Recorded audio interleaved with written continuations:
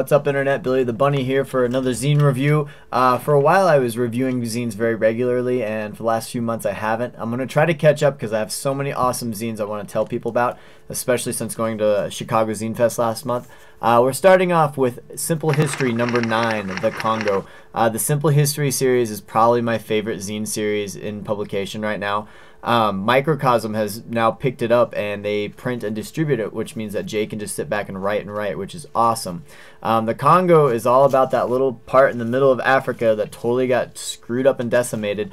In the late 1800s, early 1900s, it was like a land rush. All the European countries were coming down into Africa and just killing everyone, enslaving everyone, taking everything over, and it really sucked. King Leopold II from Belgium was mainly responsible for taking over the Congo part of Africa. It's a dark, sad story, but it's a very important point in history for everyone to know about, I think. Simple History series number 9, The Congo. It's $4. It is worth it. All the Simple Histories are super awesome. Every Thug is a Lady. Adventures Without Gender. This is by Julia F., this awesome zine star I met at Chicago Zine Fest. Julia is from Detroit Rock City. This zine was really funny. I don't know why I didn't necessarily expect it to be funny, but it was. Julia talks a lot about gender issues, what it's like to be in between genders or to maybe go by one gender than the other.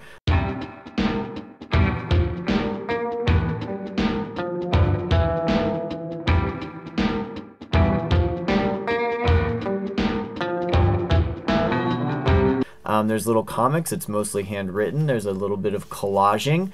It's got if you ever read the old Lenore comics or Johnny the Homicidal Maniac comics, it's got like that sense of humor. Lots of it's funny. It's about dealing with tough issues when you're growing up, and I really liked it. Way to go, Julia. I dig it totally.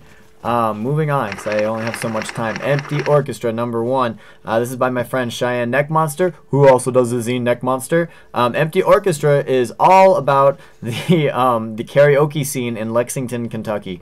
So if you're from Lexington, you'll probably find this hilarious. But if you like karaoke and funny stories, she talks about different characters, different people. It's mostly it's all typed, not a whole lot of pictures.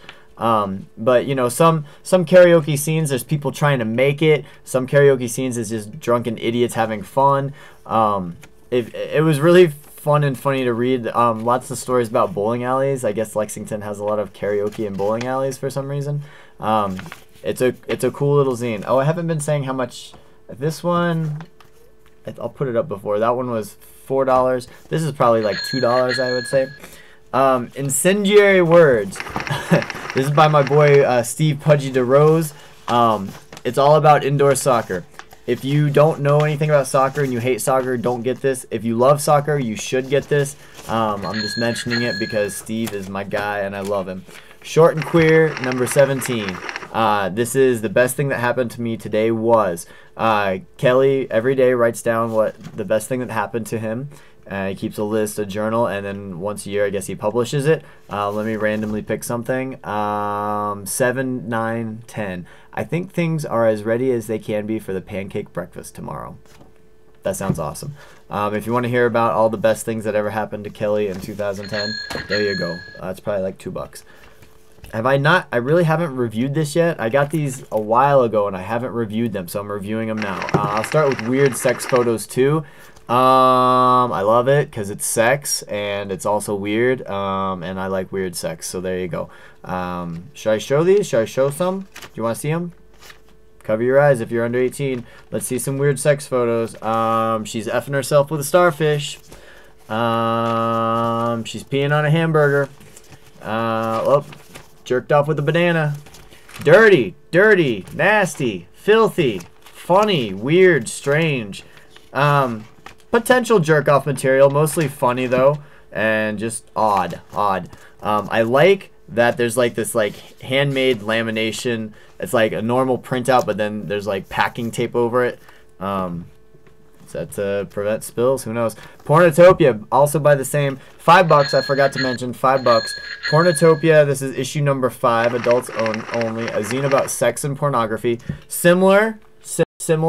But it's got more stories. So it's got lots of photos. It's got some dirtiness. It's got some wide open spread them kind of photos. It's got, you know, I don't know if you enjoy men or women or possibly both, but this has both. It's got cocks and cunts, so a little bit for everybody. But it's also got stories. It had a great story called The Red Bikini Girl, which I had never heard of.